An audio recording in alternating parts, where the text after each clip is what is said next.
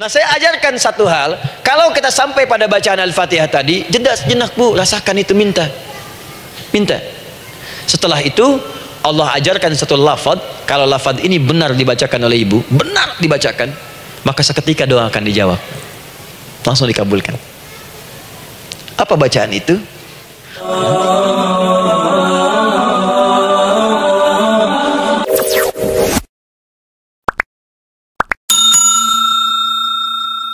Di dalam konteks pengabulan doa, kata Allah, ketika saya akan kabulkan, kalau kamu punya masalah, kamu berdoa, saya akan kabulkan. Nah, kalimat Allah saya akan kabulkan ini bentuknya menggunakan mudhari'. Ada hamzah di depannya, ujib. Artinya apa? Kalau ibu sekarang berdoa, saya akan kabulkan, kata Allah. Terus kamu berdoa, saya akan jawab. Nanti pun punya masalah di masa depan, kamu berdoa, saya jawab juga. Jadi artinya tidak ada doa yang sia-sia. Semua doa, ingat, sepanjang kita butuhkan, pasti Allah berikan. Doa ingin dijawab oleh Allah, maka kata Allah, kamu pun harus menjawab setiap seruanku. Jawab seruan Allah.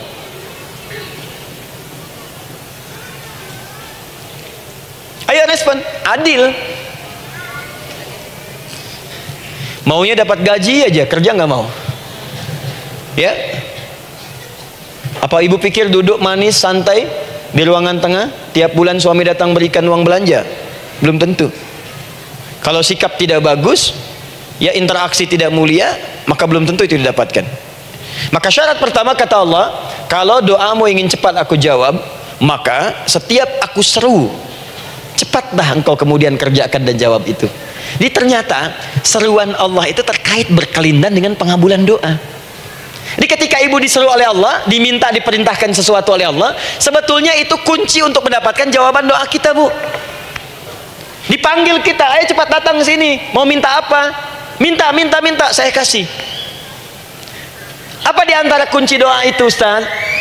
Yuk kita lihat. Adalah jawaban dari seruan Allah. Apa di antara seruan Allah itu? Saya beri contoh satu misalnya. Allah perintahkan kita untuk sholat. Bahkan diseru, diingatkan 5 kali dalam sehari. Sholat. Bukankah kita diseru, Bu, dipanggil 5 kali sehari untuk sholat? Allahu Akbar, Allahu Akbar, ya kan? Diingatkan kan? Ayo ingat Allah, ingat Allah, ingat Allah, ingat Allah. Allah Maha Agung, Maha Besar semuanya, dan seterusnya. Perhatikan baik-baik. Apa tujuan Allah menyeru kita dalam sholat? Ternyata bukan ingin memberikan beban ruku dan sujud. Bukan sujudnya yang penting, karena semua makhluk tidak sujud pun tidak akan menurunkan status Allah sebagai Tuhan. Allah tetap Allah, nggak ada ruginya. Yang rugi kita. Ternyata ketika disuruh sujud, disuruh ruku itu, ternyata yang ditunggu itu bukan ruku sujudnya. Allah nunggu punya masalah apa, mau minta apa. Karena itu dalam ilmu fikih, ibu buka semua kitab fikih, salat itu secara bahasa disebut dengan doa. Nama lain dari doa adalah salat. As-salatu hiya doa. Salat adalah doa. Karena itu semua bacaan dalam salat doa semua. Coba lihat, baru takbir Allahu Akbar, doa iftitah. Al-Fatihah doa, Bu, jangan dikira Al-Fatihah nggak ada doanya. Nih, nanti saya berikan cepat ya, ini highlight dulu. Dalam salat itu ada 4 keadaan. Ingat ini baik-baik. Nanti ibu manfaatkan, minimal zuhur lakukan. Ada berapa keadaan? 4. Ada 4 posisi, 4 keadaan dalam salat. Yang kalau ibu berdoa benar, meminta di situ dengan benar, itu seketika akan dikabulkan. Seketika. 1, saat berdiri. 2, saat ruku'. 3, saat sujud. 4, sesaat sebelum salam. Berdiri, ruku', sujud, sesaat sebelum salam. Jadi yang pertama, respon seruan Allah. Disitulah Allah pun akan cepat merespon apa yang kita kemudian butuhkan. Jadi yang pertama lewat sholat ya, Bu, ya. Ingat sholat. Dan sholat itu tadi dari 4 posisi saya ajarkan yang pertama saja 1 supaya nggak terlampau panjang ya. Berdiri, Bu. Saya ajarkan satu. Setiap ibu dalam keadaan berdiri dan membaca Al-Fatihah, pada kalimat iyyaka na'budu wa iyyaka nasta'in, ingat pada kalimat iyyaka na'budu wa iyyaka nasta'in, maka sertakanlah di hati kita apa persoalan yang dirasakan untuk bermohon kepada Allah.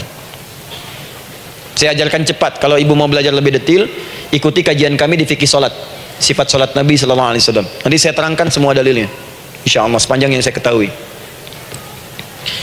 Baik, dasarnya ini, dasarnya Quran surah ketiga ayat 38 sampai 39. Dan dikuatkan nanti di hadis qudsi.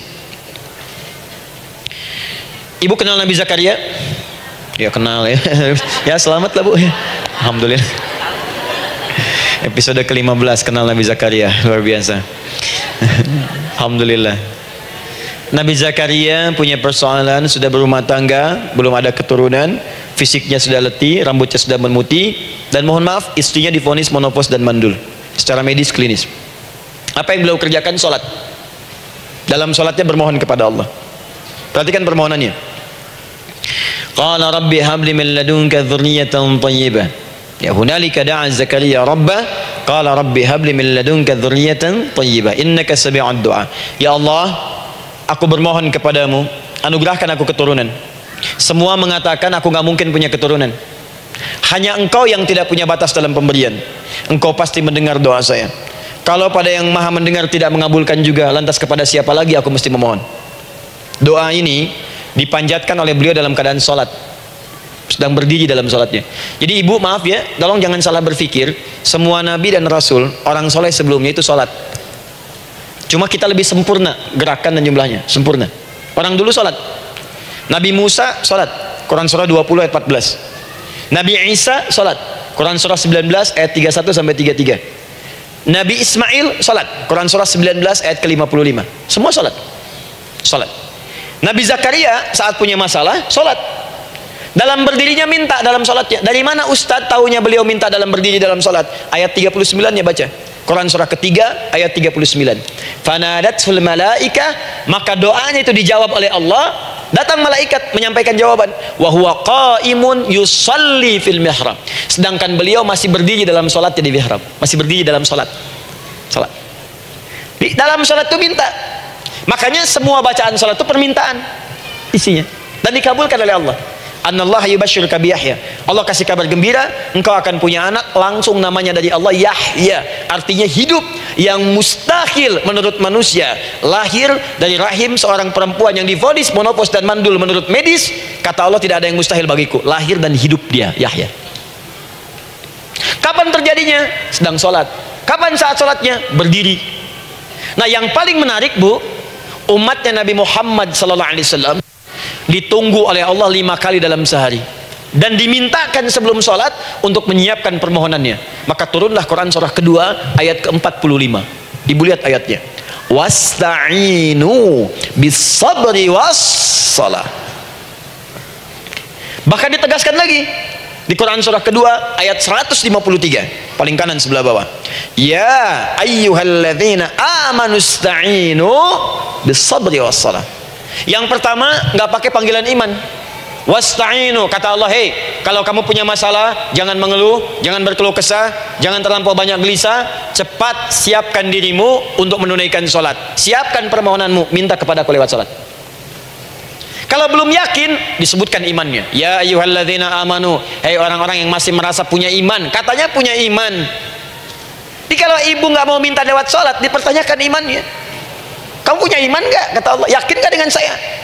Kalau punya masalah jangan mengeluh, datang pada saya minta lewat sholat, saya panggil sholat minta. Kalau masih merasa punya iman, tuh, iman kita tuh dipertaruhkan di situ. Nah sekarang saya berikan rumus bahasanya. Allah memanggil kita dengan bentuk jama, perintah jama. Wasta'inu, wasta'inu, itu bentuk perintah. Wasta'inu, bentuk perintah.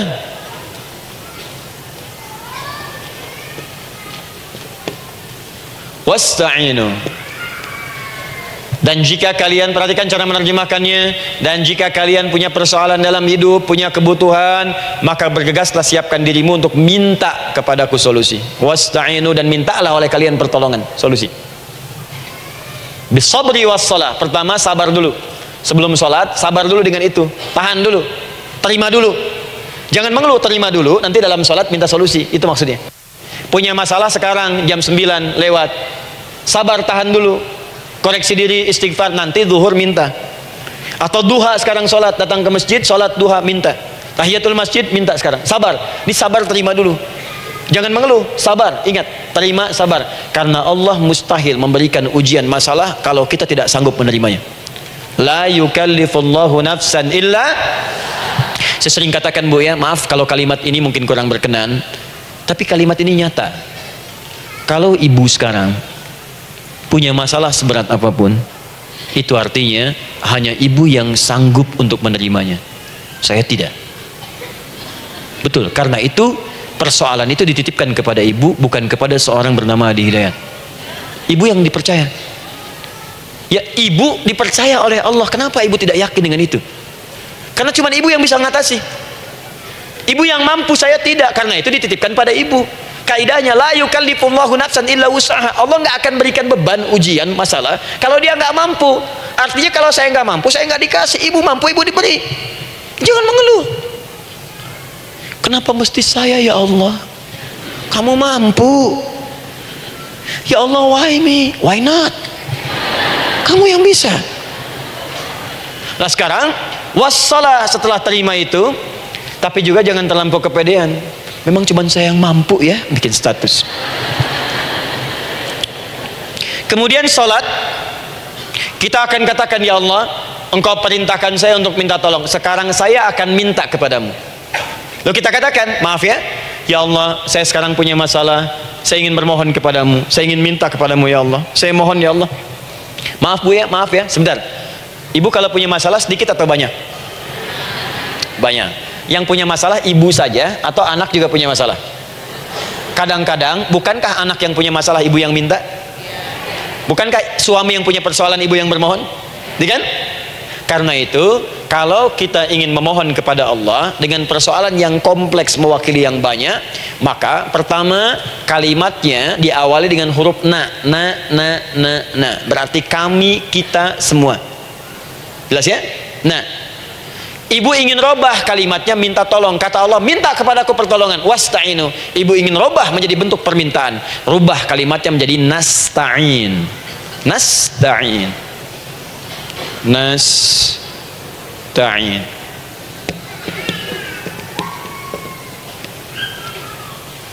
Wasta'inu, nasta'in.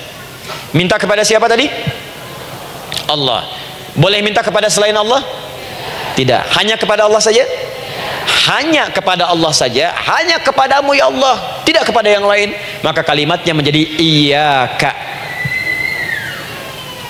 Iyyaka. Hanya kepadamu saja, ya Allah.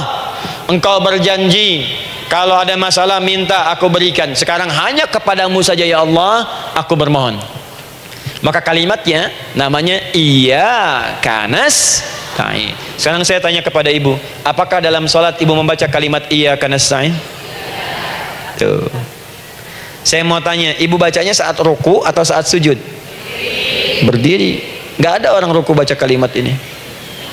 Allahu Akbar, iyyaka na'budu wa iyyaka nasta'in. Berdiri. Iyyaka na'budu wa iyyaka.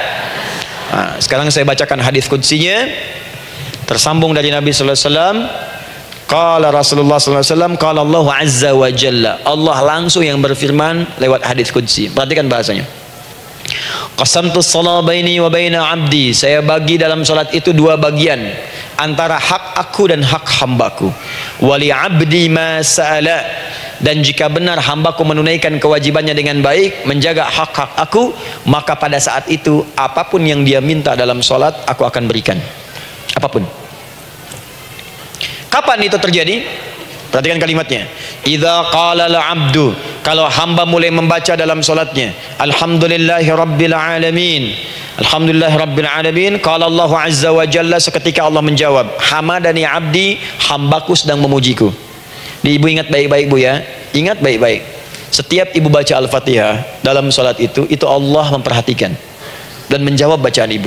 Tadi masih ingat ketika saya katakan wa idza sa'alaka ibadi anni fa inni qarib, Allah itu dekat. Ya. Wa idza qala al-'abdu ar-rahmanir rahim, kalau hamba melanjutkan ar-rahmanir rahim, qala Allah azza wa jalla, Allah langsung menjawab athna alayya 'abdi, hambaku sedang menyanjungku. Wa idza qala al-'abdu maliki yaumiddin, ketika hamba berkata maliki yaumiddin, qala Allah azza wa jalla, Allah menjawab majjadani 'abdi, hambaku sedang mengagungkanku. Sekarang perhatikan kalimat ini. Wa idza qala al-'abdu, jika seorang hamba berkata iyyaka na'budu wa iyyaka nasta'in, ya Allah sekarang hamba salat ibadah atas perintahmu, dan hamba minta ya Allah, hamba punya masalah, hamba punya persoalan, dan kau janjikan minta dalam salat. Qala Allah azza wa jalla, Allah jawab, hadza baini wa baina abdi, inilah perjanjian aku dengan hambaku. Wali abdi, kalau hambaku benar salatnya sampai bacaan ini, masalah apapun yang dia minta sekarang aku akan kabulkan. Dalam berdiri. Cuman sayang, kadang-kadang dalam keadaan ini banyak yang tidak minta. Maka caranya saya sampaikan yang pertama, kalau ibu sudah sampai ke bacaan ini, iyyaka na'budu wa iyyaka nasta'in, sertakanlah dalam hati ibu, nggak usah dilafadzkan, sertakan ibu punya masalah apa, atau secara umum minta solusi, minta. Nabi itu kalau sholat, Nabi SAW kalau sholat itu kalau baca ayat-ayat Quran itu seringkali berhenti Bu, sering berhenti. Kalau dalam ayat doa beliau berhenti, mohonkan dengan baik. Kalau ayat-ayat surga, minta supaya umatnya ke surga. Ayat-ayat neraka, mohon supaya umatnya dibebaskan dari neraka, minta. Kesaksiannya banyak. Hudzaifah al-Yamani pernah sholat di belakang Nabi, begitu. Abdullah bin Mas'ud radhiyallahu ta'ala anhu sholat di belakang Nabi, begitu. Ubay bin Ka'ab radhiyallahu ta'ala anhu sholat di belakang Nabi, begitu. Di kesaksian mereka sama semua.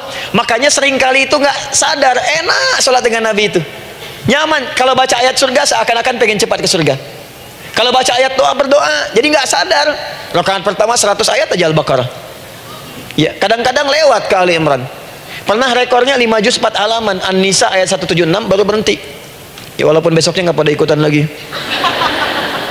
Ya, karena merasa ini kapan rukunya gitu, sekarang atau nanti, sekarang atau nanti. Tapi enak. Nah, saya ajarkan satu hal, kalau kita sampai pada bacaan Al-Fatihah tadi, jeda sejenak Bu, rasakan itu, minta. Minta. Setelah itu Allah ajarkan satu lafaz, kalau lafaz ini benar dibacakan oleh ibu, benar dibacakan, maka seketika doa akan dijawab, langsung dikabulkan. Apa bacaan itu? Nanti dalam pelajaran selanjutnya kita akan bahas ya, insya Allah. Masih ada waktu? Oh ya, kalau masih kita bahas ya. Masih. Ada sesi mau jawab pertanyaan dulu, diskusi dulu, atau saya teruskan sebentar? Teruskan ya. Baik, kalau kita sampai jam 10, saya jeda sampai ke 9.45. Jadi 15 menitnya kita bisa diskusi ya. Baik.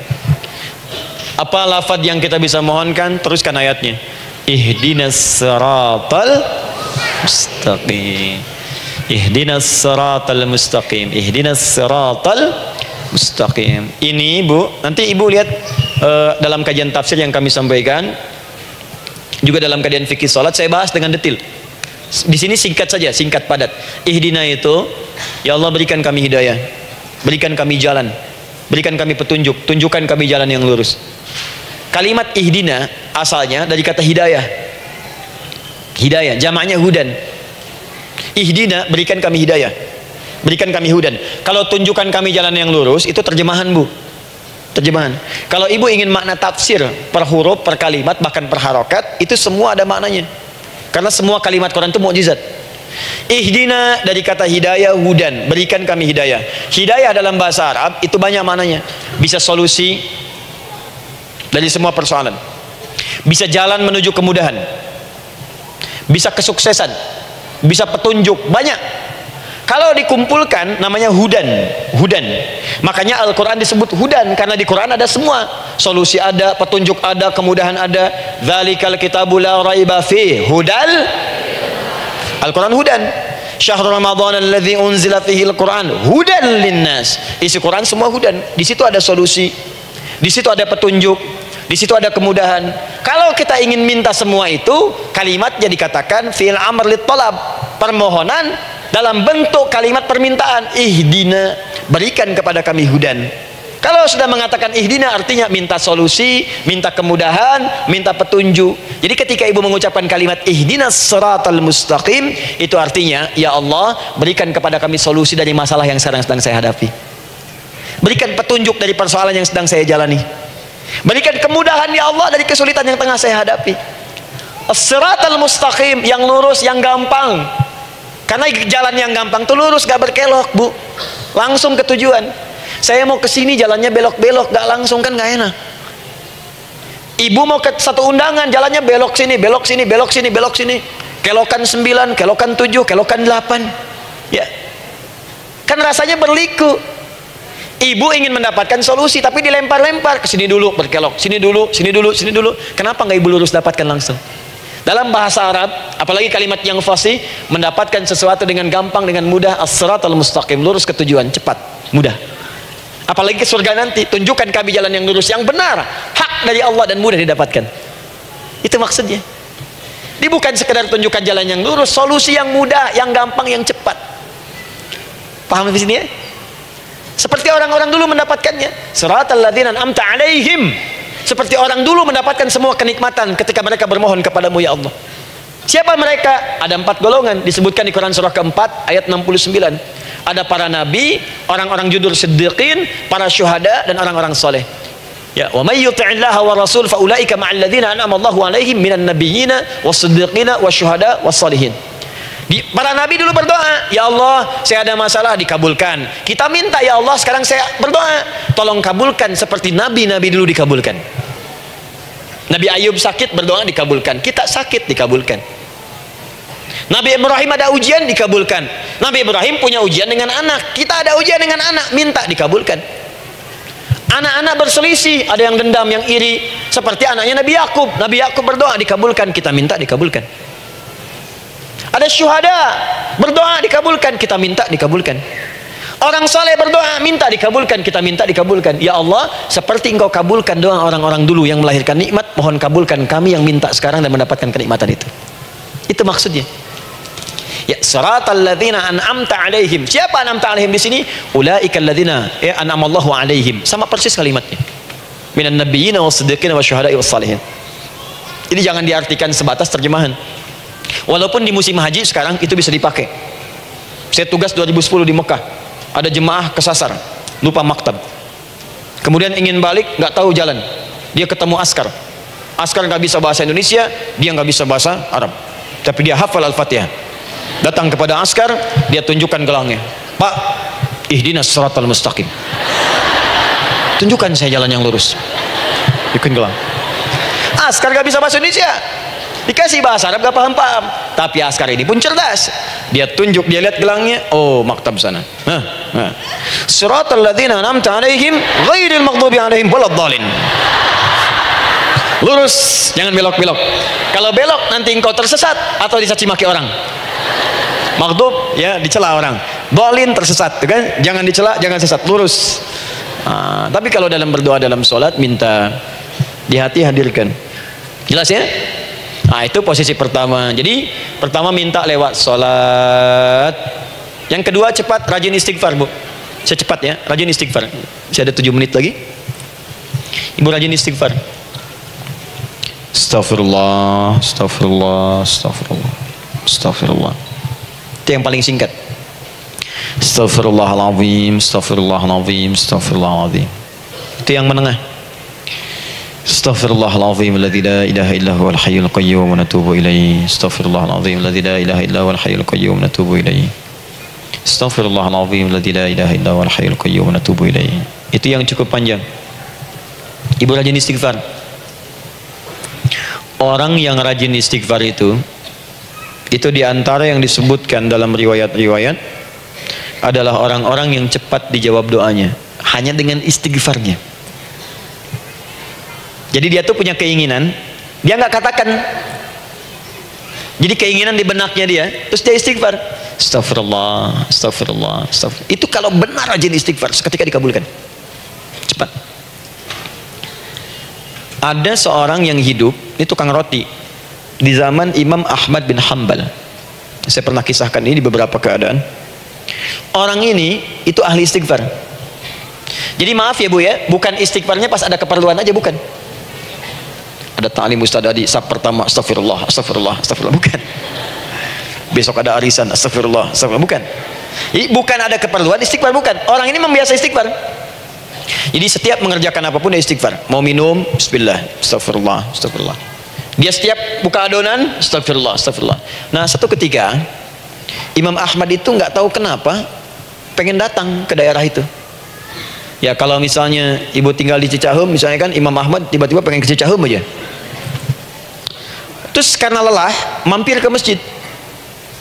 Istirahat di dalam masjid. Tiba-tiba kata penjaga masjidnya, DKM-nya, marbotnya, ya Syekh, idhab, pergi, nggak boleh tiduran di sini. Kata Imam Ahmad, saya kan cuma numpang istirahat, nggak boleh keluar. Dan dia nggak tahu kalau itu imam besar. Dan Imam Ahmad itu sudah populer Bu, sangat famous, familiar. Cuman orang kan nggak pernah lihat wajahnya. Dulu kan nggak ada Facebook, nggak ada Instagram, nggak ada handphone, nggak ada apa-apa. Jadi kalau orang terima Ahmad, ya Ahmad aja kemana-mana. Oh, no, Imam Ahmad, Imam besar, Imam Syafi'i, Imam besar. Tapi nggak pernah lihat. Sekarang kan udah kelihatan. Ya, udah kelihatan. Sekarang banyak. Makanya orang dulu tuh senang begitu tahu, dikasih tahu Nabi aja ke Madinah Bu, nggak ada yang tahu kalau itu Nabi Muhammad kalau belum pernah lihat.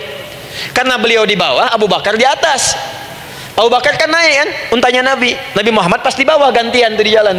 Orang mengira yang di atas unta Nabi Muhammad. Padahal Nabi Muhammad yang jalan kaki, nggak kelihatan. Ya, makanya responnya boleh ketika tahu Nabi, senang luar biasa. Minta doa, minta ini, minta itu. Orang sekarang tidak, karena sering banyak lihat di TV media sosial, begitu ketemu minta foto. Ini lain kisahnya, nggak tahu dia, pergi keluar. Kata Imam Ahmad, ya sudah keluar beliau, nggak mau ribut, istirahat di luar, di pelataran. Di sini juga nggak boleh. Lihat kalimatnya, barah, keluar, pergi. Barah itu kasar Bu. Begitu kemudian di debat lagi, saya cuman di luar. Rawah itu dari kata roh Bu, itu paling kasar. Artinya keluar dengan rohnya sekalian. Rohnya pun jangan di sini. Ya. Jadi kalau ibu nanti di Masjidil Haram misalnya kan, ada kalimat itu artinya kesel Bu askarnya. Ya, keluar.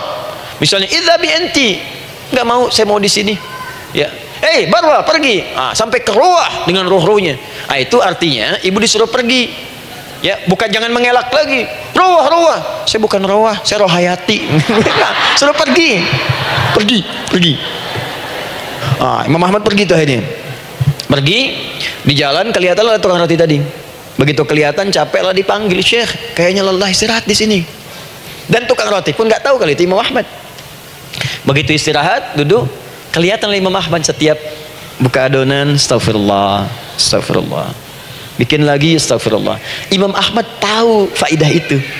Tapi ingin menguji tukang roti ini, ditanya, ya akhi, kamu ini kenapa setiap Anda menanak adonan itu, tepung itu, Anda mengucapkan istighfar? Astagfirullah. Perhatikan jawabannya. Wallahi demi Allah, tidak pernah saya beristighfar dalam setiap aktivitas saya, kecuali Allah selalu mengabulkan doa yang saya mohonkan. Di setiap minta, astagfirullah, itu dikabulkan. Cuman satu yang sampai sekarang belum terkabul. Apa itu kata Imam Ahmad?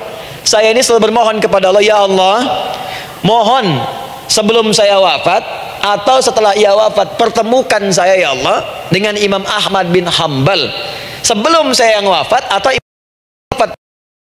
Imam Ahmad.